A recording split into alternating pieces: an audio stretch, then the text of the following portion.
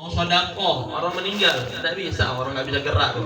Mau ngerocek duit bagaimana? Mau mengeluarkan harta bagaimana?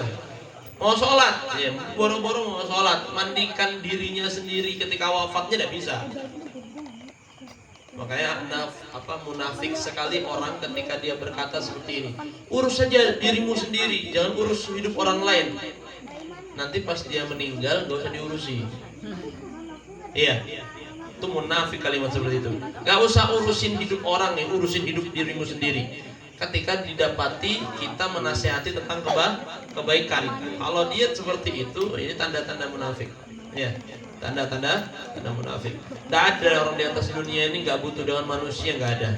Cuman yang jadi masalah, jangan bersandar sepenuhnya kepada manusia. Tidak ada. Kita kalau hidup ini gak ada manusia yang lain, gak bisa hidup. Kita mau bikin air sendiri kalau nggak ngelola air tadi tanpa PDAM bisa? Ya bisa. Jenengan kalau misalnya nggak ada beras di rumah, siapa yang nanam padi? Jenengan juga. Lahannya nggak ada kok. Jangankan lahan, rumah untuk buat tanah untuk buat rumah aja nggak ada kita. Ya beras itu. Bagaimana cara supaya dapat beras? Beli. Di mana belinya? Toko. Yang jaga toko orang kah? Robot. Ibu mau melahirkan, brojol sendiri kan? Ono bidane, ada dokternya. Nah dokter itu AI kan, robot kan atau manusia? Manusia. Maka kalau misalnya kita katakan jangan bersandar kepada makhluk karena bersandar dengan makhluk adalah tujuan yang sangat salah. Betul.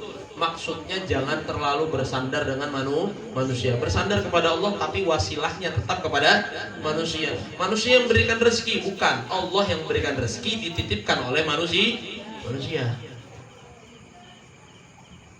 Jangan sampai gara-gara beliau ulun dapat rezeki, enggak. Gara-gara Allah berikan rezeki kepada dia, wasilahnya didapatkan kepada kita. Begitu pemahamannya itu. Kalau orang meninggal dunia, wafat, semuanya akan sirna, nggak bakal bisa dilakukan lagi. Amal baik stuck, amal buruk stuck. Tahu stuck? Stuck itu berhenti. Berhenti. Yang mabuk-mabukan, yang nyabung ayam, ya, yang judi, itu berhenti kalau sudah wafat ya. Tapi akan ada tiba masa orang meninggal yang orang tadi baik kah buruk, akan ada 3 komponen atau 3 aspek yang tersisa di atas dunia. Ini hujah Nabi Muhammad. Dawuhnya Kanjeng Nabi Muhammad. Apa yang tersisa di atas dunia? Salatun, 3. Si mayit nggak bisa bersedekah, iya. Si mayit nggak bisa sholat, iya.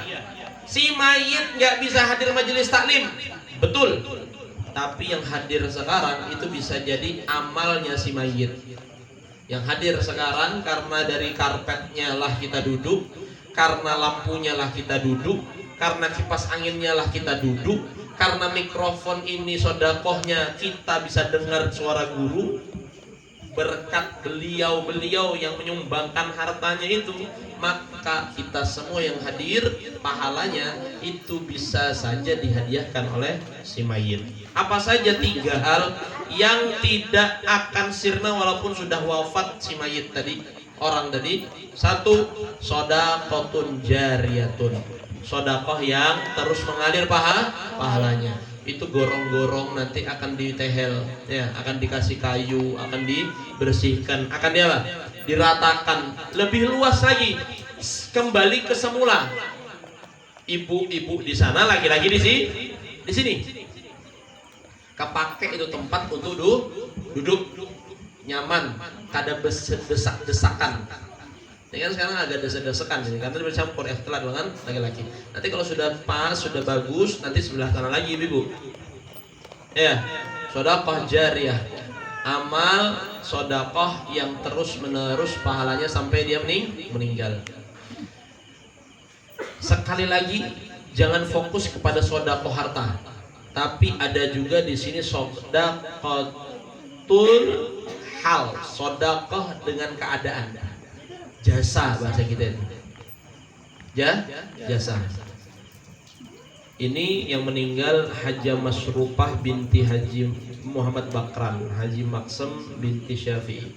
Orang-orang ini, kalaupun yang tadi yang terakhir itu sedekah dengan harta, ada kalanya manusia itu bersedekah dengan jasa. Jasanya apa Ustadz? Jasanya menginformasikan tentang majelis.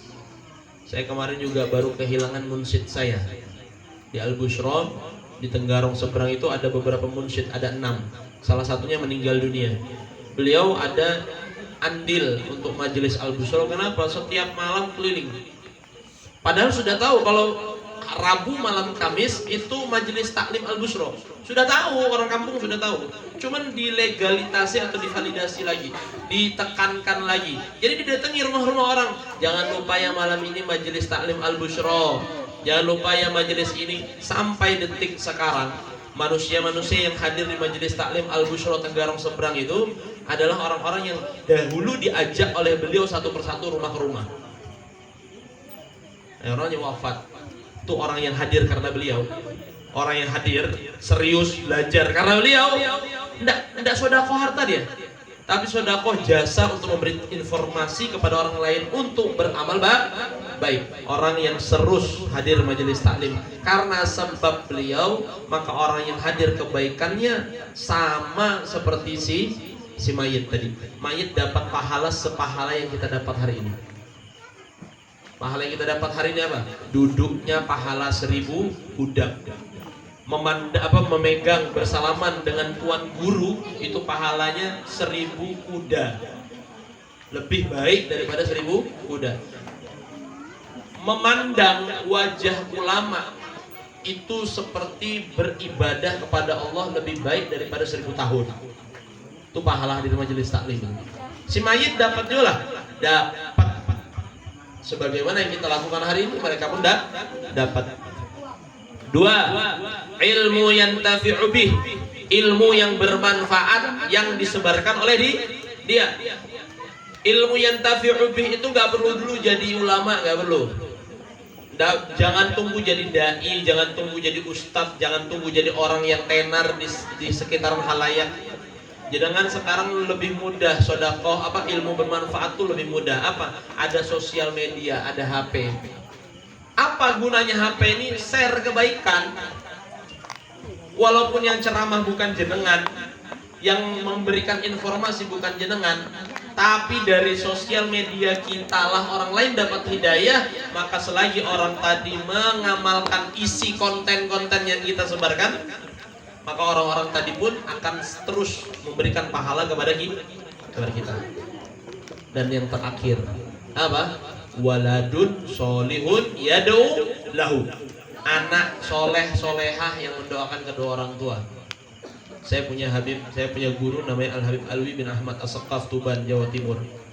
Beliau mensyarahi ini, memberikan informasi lebih mendetail tentang yang ketiga ini, anak soleh solehah. Anak soleh solehah. Pak, Bu, kalau bisa dikalkulasikan anak-anak kita nih, kira-kira ada ya yang doakan orang tua setiap hari? Ada suara yang sumbang sedikit? Nggak ada. Ada. Dari mana taunya? Mau sholat aja jarang kok. Iya. Sholat itu Pak, nanti akhir dari sholatnya akan ada doa. Nah doa itu ada nggak? Rabbighfirli wali walidayya warhamhuma kama rabbana shaghira. Ada nggak itu? Di sholat aja enggak, kayak apa mau doa? Keuntungan kalau dia sholat kemudian doa. Ada yang habis sholat langsung pergi. Nah, ada yang sholat langsung pergi, nggak wiridan, nggak doa. Kalau mau dikalkulasikan anak-anak sekarang ini, ada nggak yang doakan orang tuanya? Ada, tapi banyak nggak? Ya, dilihat perkembangan zaman sekarang ini mungkin bisa kita tolak ukurkan sendiri. Anak-anak sekarang lebih banyak di luar kok daripada di rumah. Lebih banyak main game kok daripada megang Quran. Betul? Lebih banyak apa? Scroll sosial media daripada baca Qurannya, baca wiridannya, membantu orang tuanya. Kadang disuruh orang tuanya, "Nak, Ma, tolong ambilkan ini. Ya, diambilkan. Kedua kali dipanggil lagi. Nak, tolong apa, Mak? Ya, tolong dua kali. Nak, tolong, Mak, tunggu Mak, main game dulu, Mak. Sudah selesai, Nak. Sudah, apa sih? Ini. Ketiga, 4, 5, 6, terus pura-pura tidur langsung ya. Nak. Kalau sudah ada suara ibunya, main lagi dia. Itukah anak yang berbakti itu? Itukah anak yang bakal cikal mendoakan orang tuanya itu? Pak, mohon maaf, Ibu, mohon maaf. Saya beberapa tahun belakangan ini sudah insya Allah kurang lebih 3 tahun berdakwah di Samarinda. Saya pernah menguburkan orang kurang lebih 3 sampai 4 manusia